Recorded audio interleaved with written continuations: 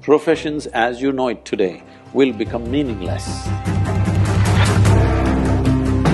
So many of you will be out of your vocation unless you do something that a damn machine cannot do. You must be equipped with something beyond your intellect. Only then you will be relevant, then artificial intelligence won't disturb you.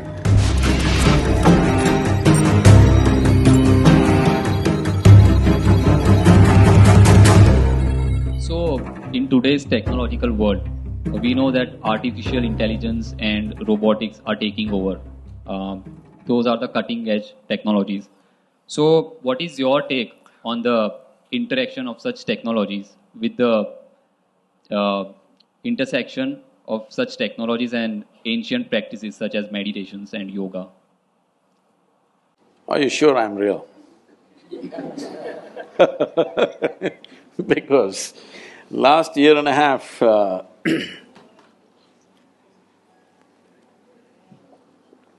they've been inviting me to speak in all sorts of artificial intelligence conferences in the world. I was just surprised, why are they asking me to come and speak about artificial intelligence, because I'm not an expert in the field, nor am I an artificial intelligence. So I asked them in one of the conferences, it was in St. Petersburg, I said, why are you guys inviting me to all these artificial intelligence conferences? I'm a natural intelligence, not an artificial intelligence. They said, the problem is, what are we going to do? We're going to lose our jobs. These are all professors in big universities in MIT and in Harvard and these kind of places. They're asking me, what are we going to do in another 10 years' time? Because everything that we know, everything that was sacred till now, suddenly is going to be there on a little gadget. You must understand this, what artificial intelligence means is accumulation of information, analyzing it and projecting it the way you want at a given moment, will no more be considered as a valuable thing in human faculty. Because a simple gadget will do it much better than any human being. Already that Google lady is looking smarter than any of you, isn't it? She looks smarter than me, it's okay, I'm not educated, but you guys she's looking smarter than any of us or no? Anything you ask, without batting an eyelid, she tells us. So, it's going to that place where intellectually everything that you perform will look stupid or meaningless. This happened to me when I was about 13 years of age, I think, 13 or 14, 13 I think. For the first time I saw a flatbed calculator, this Panasonic calculator, you know. At that time it was 110 rupees, very expensive. You drink a coffee for more than that today. But 110 rupees, Panasonic, Sony was 125, so we buy the cheaper one, 110 rupees Panasonic. And they show me this, I never bought them. Somebody brought one and they showed me, took, results. Then first thought that came to me is, why the hell am I wasting my life in the mathematics classes? I said, all I need is this, I don't have to go to the math class. Whatever question you ask, took. A 100-rupee thing can tell you why this torture for 10 years, going through this arithmetics and mathematics and all kinds of things. It can even do sin theta, cos theta, whatever nonsense you want. Then only I thought, we must make a big machine which does all this rubbish so that I don't have to go to school. At last, the dream is coming true. In the next 10-15 years, the education as you know it, professions as you know it today will become meaningless, because right now they've created these machines. So once this happens, many things that we are spending years on learning will be meaningless. They're designing something that if a customer comes and says, what kind of house I want, what is my aesthetics, what is my culture, what I like, how it should be, and what's my budget.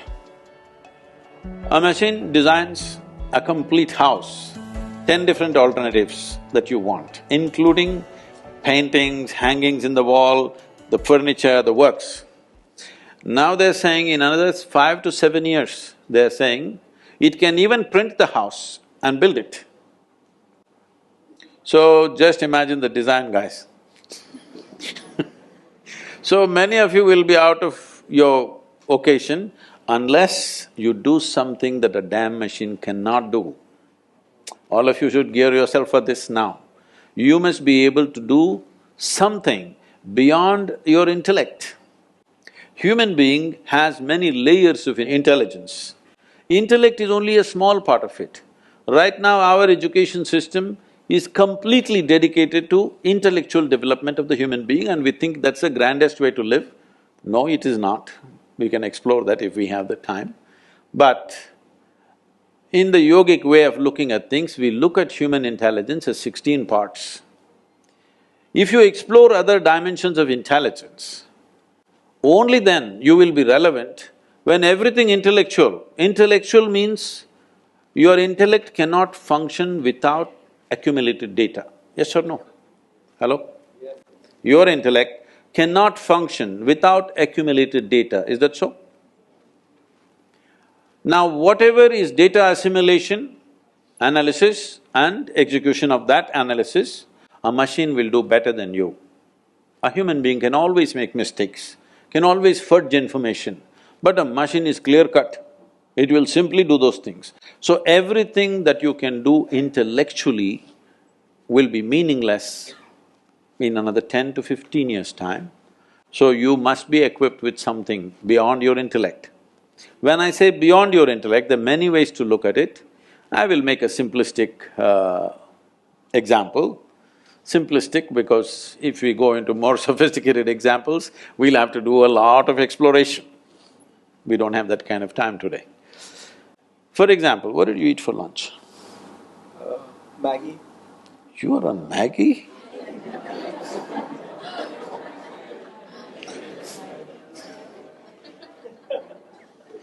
Can't you… somebody take care of his nourishment?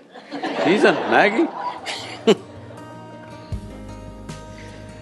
Okay, even if you eat the noodle, a noodle doesn't look like him, doesn't feel like him, nothing. But this noodle he eats, within 3-4 hours' time, this Maggi noodle has become a human being, isn't it? Yeah, part of it. It's become part of the system. So you are manufacturing such a complex machine with Maggi noodles.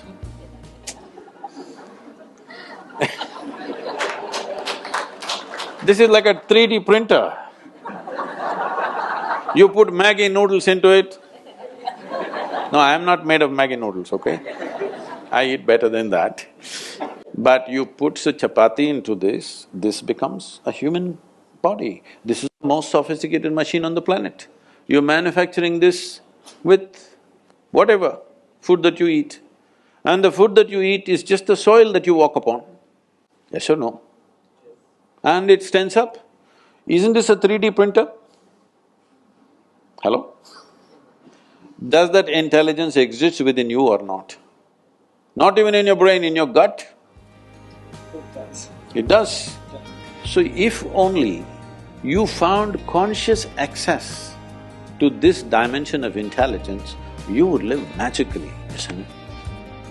Then artificial intelligence won't disturb you, you will be very happy because all the menial jobs if the machines do, what a wonderful world. I'm looking forward to that.